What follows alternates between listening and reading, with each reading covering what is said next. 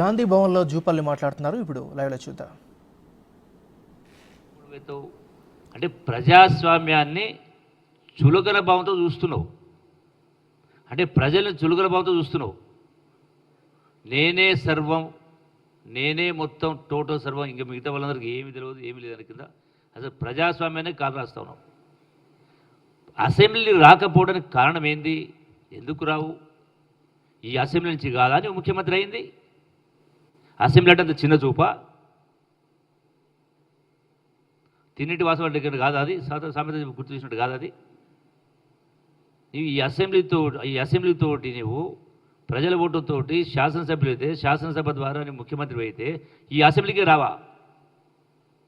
అంటే అంత గర్వమా? తినబట్టి పొగరు కాదా? అరే మనల్ని చూసి ప్రజలు నేర్చుకుంటూ ఉండాలా, సమాజం నేర్చుకుంటూ ఉండాలా. ఏం నేర్పించినావు నువ్వు? ఏం చూపించినావు?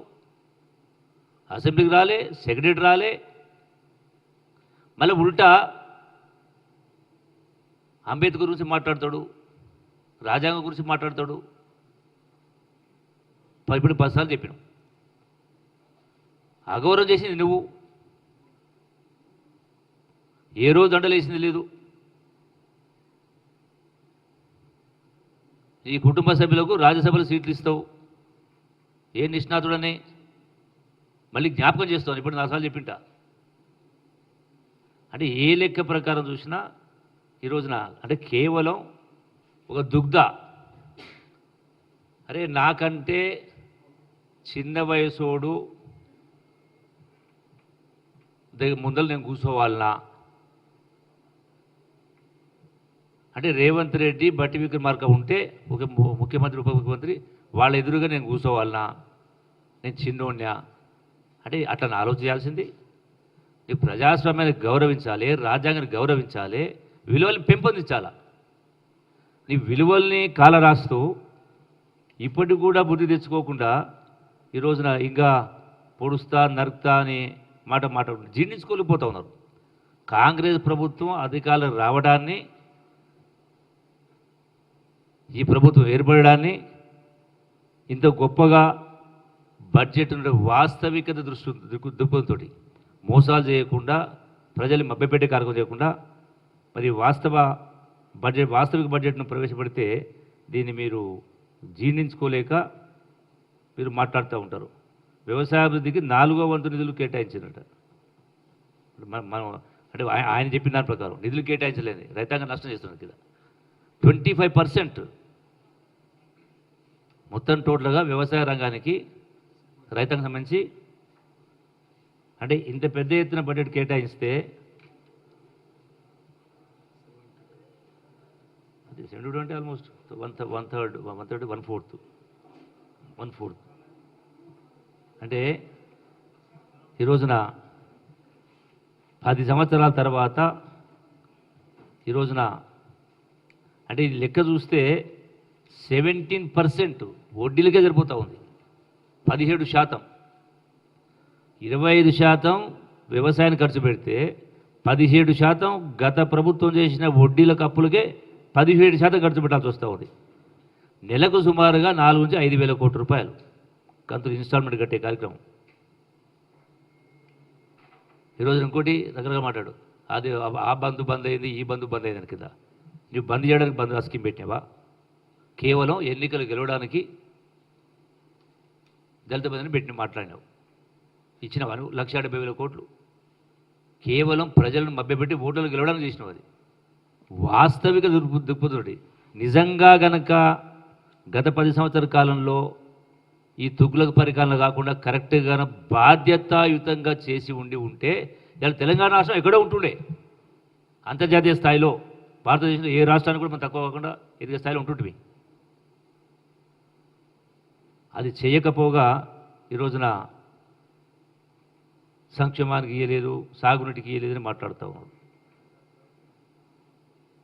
₹1 కూడా అదనంగా ట్యాక్సులు వేయలే, ₹1 కూడా పన్నులు విధించలే, ప్రజలపైన భారం మోపలే. అయినా వాస్తవికత దృక్పథంతో 2,91,000 కోట్ల రూపాయల బడ్జెట్ను ప్రవేశపెట్టడం జరిగింది. ఇవన్నీ కూడా ఒకటి కాదు, రెండు కాదు, ఖచ్చితంగా గ్యారంటీలు ఎక్కడ మాట్లాడాడు. 6 గ్యారంటీలు ఎక్కడ పోయింది? ఈ 6 గ్యారంటీల్లో ఇప్పటికే ప్రతి ప్రజాప్రతినిధి, ప్రతి మంత్రి, ప్రతి ఎమ్మెల్యే, ప్రతి కార్యకర్త ఇప్పటికే 10 సార్లు చెప్పారు. ఈ 6 గ్యారంటీలు ఇప్పటికే అవన్నీ కూడా ఒక్కొక్కటిగా అమలు అవుతున్నాయి. మళ్ళీ లెక్క చెప్తా. ఆర్టీసీ అయిపోయిందా? ఫ్రీ బస్సుది. 200 రూపాయల కరెంటుది అయిపోయిందా? 500 రూపాయల గ్యాస్ అయిపోయిందా? రైతు అదేంటి మన బీమా, ఆరోగ్యశ్రీకి సంబంధించి అది 10,000 అయిందా? అట్లాగే ఇందిరమ్మ గృహాల కింద ఆ స్కీమ్ శాంక్షన్ అయిందా? ఇలా బడ్జెట్ కేటాయించడం జరిగిందా? ఇప్పటికే ప్రతి నియోజకవర్గానికి 3,000 ఇళ్ళు ఇచ్చిండ్రు. ప్రాసెస్లు ఉన్నాయి, శాంక్షన్ అయినాయి. ఎవరెవరికి ఇవ్వాలని కింద అధికారులు ఫైనల్ చేసే కార్యక్రమం చేస్తారు. బడ్జెట్లో 9,000 కోట్లు. అది చెప్పిన 200 రూపాయలు, 200 యూనిట్లు కరెంటు ఫ్రీ, ఇవన్నీ అమలు అయినాయి కదా. ఇదే కాకుండా మీ లెక్క అడ్డగోలుగా భూములమ్మి అడ్డగోలుగా దోపిడీ చేసే కార్యక్రమం చేసి ప్రజల ఆస్తిని కబ్జా చేసే కార్యక్రమం చేస్తలేరు, దోసుకునే కార్యక్రమం చేయట్లేదు. మీరేం చేసిందో ప్రజలు తెలుసు. ఇవన్నీ కూడా ఇప్పటికే ప్రజలు అర్థం చేసుకున్నారు. 6 గ్యారెంటీలే కాదు, 7వ గ్యారెంటీ అని, అది కూడా అన్నిటికంటే ముఖ్యమైనది. 7వ గ్యారెంటీ కూడా ముఖ్యమంత్రి గారు చెప్పడం జరిగింది. అంటే ప్రజాపాలన, పారదర్శక పాలన, అవినీతికి అవకాశం లేకుండా, అక్రమాలకు అవకాశం లేకుండా స్పష్టమైనటువంటి పరిపాలన చేసే కార్యక్రమం శ్రీకారం చుట్టడం జరిగింది. సరే, ఎన్నికల కారణంగా 3 మాసాలు సమయం పోయింది. అంతకుముందు 3 మాసాలు పనిచేసే దొరకలేదు. క్యాబినెట్ కావచ్చు, ఫార్మేషన్ కావచ్చు, రకరకాల ఇష్యూస్ తోటి నికరంగా ఈ ప్రభుత్వం పనిచేయడం అవకాశం వచ్చింది. మొన్న పార్లమెంట్ ఎన్నికలు అయిన తర్వాతనే, ఎలక్షన్ కోడ్ అయిన తర్వాతనే పరిపాలన మొదలైంది. మరి అయినా కూడా ఇలా కళ్ళ మంటలు వాళ్ళకు జీర్ణించుకోలేకపోతున్నారు. ఏం చేయాలో వాళ్ళకు అర్థం కాని పరిస్థితి. ఎన్నికలు చూడలేదా? అసెంబ్లీ ఎన్నికల్లో వాళ్లకు ఎన్ని అసెంబ్లీ స్థానాల్లో 8 మెజార్టీ వచ్చింది. మొన్న పార్లమెంట్లో ఏమైంది? 1 సీటు రాలే కదా. అంటే మీరు 7 మాసాలు అయిన తర్వాత కూడా, మొన్న జరిగిన 6 మాసాల తర్వాత కూడా మీ ప్రభుత్వమైన శాసనసభ ఎన్నికల సందర్భంగా ఉన్నటువంటి ప్రజలకున్న అభిప్రాయం అది కూడా పోయింది. ఆ ప్రభుత్వం కంటే ఈ ప్రభుత్వం బాగా చేస్తూ ఉంది, చెప్పిన కార్యక్రమం చేస్తూ ఉంది అనేటువంటి ఆలోచనకు వచ్చే మీకు గుండు సున్నా పెట్టిరు. నిన్న కేటీఆర్ అంటూ ఉండే 8+8 అంటే 0 అని. అది నీ లెక్కలు, మీది గుండు సున్నా అయింది. కారు సారు 16 గుండు సున్నా అయింది. లెక్కలు మాటల గాడి చెప్పి మాట్లాడే కార్యక్రమం కాదు. ఖచ్చితంగా ఈ రోజున ఉద్యోగాలకు సంబంధించి కూడా ఇలా టోటల్గా పబ్లిక్ సర్వీస్ కమిషన్ కూడా పునర్వ్యవస్థీకరించే కార్యక్రమం చేయడం జరిగింది. ఇవన్నీ లీకులు, నిరుద్యోగుల పట్ల మీరు ఎంత దుర్మార్గంగా ప్రవర్తించారో, ఇలా మళ్ళీ వాళ్ళను సానుభూతి కోసం వాళ్ళు రెచ్చగొట్టే కార్యక్రమం చేస్తూ ఉన్నారు. ఇలా విద్యా సంవత్సరం ప్రారంభమైంది కాబట్టి తొందరగా టీచర్స్ కూడా రావాలి, ఆ ప్రాసెస్ని స్పీడప్ చేసే కార్యక్రమం చేస్తూ ఉన్నారు. సరే, మళ్ళీ కూడా అప్పటికే బట్టి విక్రమార్క చెప్పిండ్రు, ఇంకా అదనంగా ఎవరికైతే ఎక్స్టెన్షన్ అటవడం ఇంకా అదనంగా 5,000 సీట్లు కూడా కొలువులో కొత్తగా కొలువులు ఇచ్చేటువంటి ఏర్పాటు చేస్తామని చెప్పడం జరిగింది కదా. అందుకనే ఈ తప్పుడు ఆరోపణలు మాని ఇప్పటికైనా బుద్ధి తెచ్చుకునే కార్యక్రమం చేసి ఈ ప్రభుత్వానికి ఇంకా మంచి పనులు చేయమని సలహాలు ఇవ్వండి, సూచనలు ఇవ్వండి. కానీ మీరు ప్రజాస్వామ్యాన్ని అవగౌరవపరుస్తూ శాసనసభకి రాకుండా మరి ఎందుకు రాలే? ఆ రోజు అంతకుముందు రోజు కేంద్ర ప్రభుత్వం బడ్జెట్ ప్రవేశపెట్టినప్పుడు దానిపైన చర్చ మొదలు పెడితే దానికి ఎందుకు రాలే? ఏ కారణం చేత? ఆరోగ్యం బాగలేదా? మందులు చక్కగా వాడతలేరా?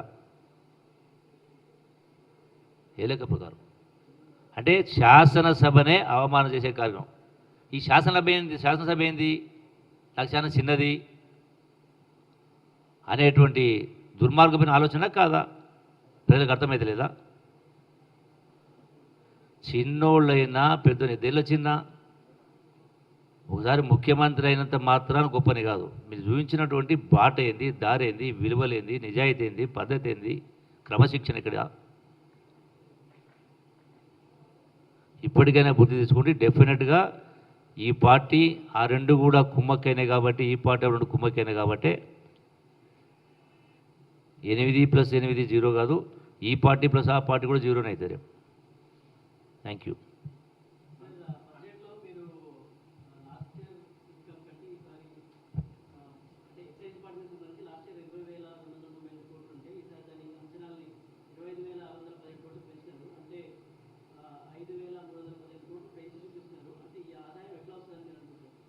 రేపు బడ్జెట్ సమాధానం ఉంది కదా, నాకు అన్నీ వివరంగా చెప్తా కదా, టోటల్ సవివరంగా చెప్తా.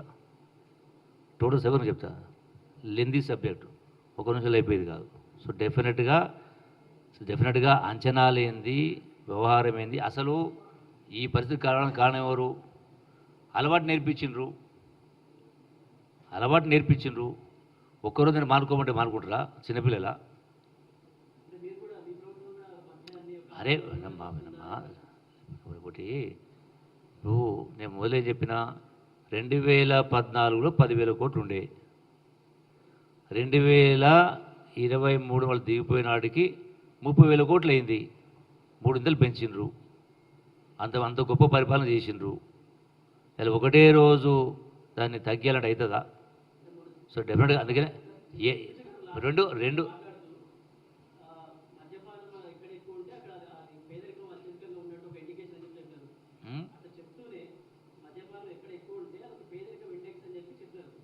పేదరికం ఇండెక్స్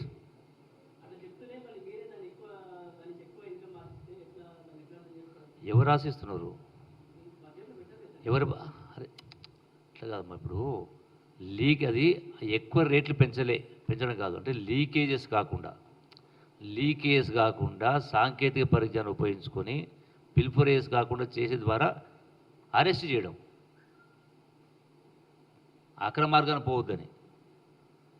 దానికి అర్థం చేసుకోండి, ఎట్లా అర్థం చేసుకోవచ్చు, ఇంటర్ప్రిటేషన్లో రకరకాల ఇంటర్ప్రిట్ చేసుకోవచ్చు. Okay, thank you.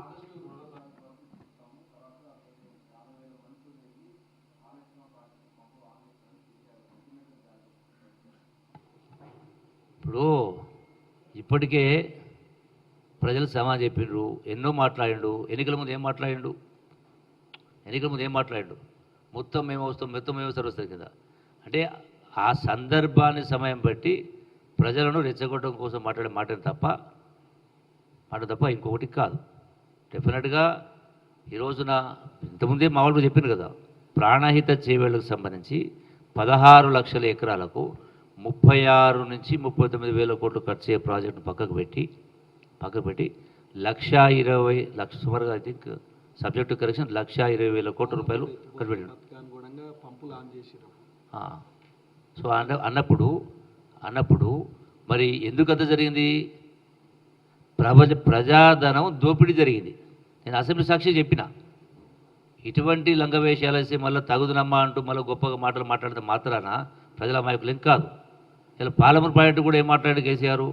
ఇప్పుడు ఏం మాట్లాడి నేను మాట్లాడలో ఇది ఏంటి కాదు చీల్చడం ట్రాష్ గ్యాసు ట్రాష్ అన్నాడు.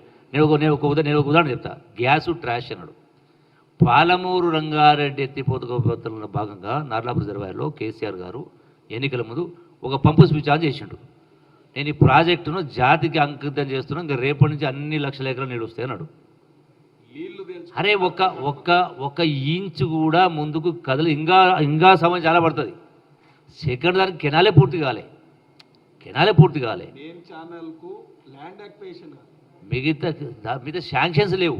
Main canals, distributors, minors, sub minors ఏవి శాంక్షన్సే లేవు. దారాదత్తం అంటే జాతికి అంకితం చేస్తుంది. దాన్ని అంటారు గ్యాస్. బడ్జెట్ కాదు గ్యాస్ అనేది. గ్యాస్ కాదు బడ్జెట్. రేపు ఎట్లాగూ మీకు వచ్చే పెన్షన్ అయినా, మీ ఇంట్లో వచ్చే పెన్షన్ అయినా, మీ ఫామ్ హౌస్కి వచ్చే కరెంట్ అన్నిటికీ ఇవన్నీ రేపు వస్తాయి కదా, సబ్సిడీ కానీ ఇంకోటి కరెంట్ కానీ ఇవన్నీ కూడా. ఇది గ్యాస్ కాదు, కనపడుతుంది. లేని ఉన్నట్టు చెప్పడం గ్యాస్ అవుతుంది, ఉన్నది ఉన్నట్టు చెప్పడం గ్యాస్ ఎందుకు అవుతుంది? గ్యాస్ ట్రాష్ ఎందుకు అవుతుంది బడ్జెట్? అట్లా వాళ్ళ అవివేకం. Thank you. BJP MP Raghunandan Rao మాట్లాడుతూ 33 జిల్లాల పేరు తెలంగాణలో చేర్చలేదు కదా, మరి ఢిల్లీ కేంద్ర బడ్జెట్లో తెలంగాణ పేరు చేర్చలేదంటూ రాష్ట్ర బడ్జెట్లో 33 జిల్లాల పేరు చేర్చలేదు కదా అని ఒకటి ప్రశ్న. తర్వాత కొడంగల్కే 1000 కోట్లు కేటాయిస్తూ మరి మిగతా 118 కాన్స్టిట్యూన్సీల పరిస్థితి ఏందని ప్రశ్న. ఇప్పుడు నాకు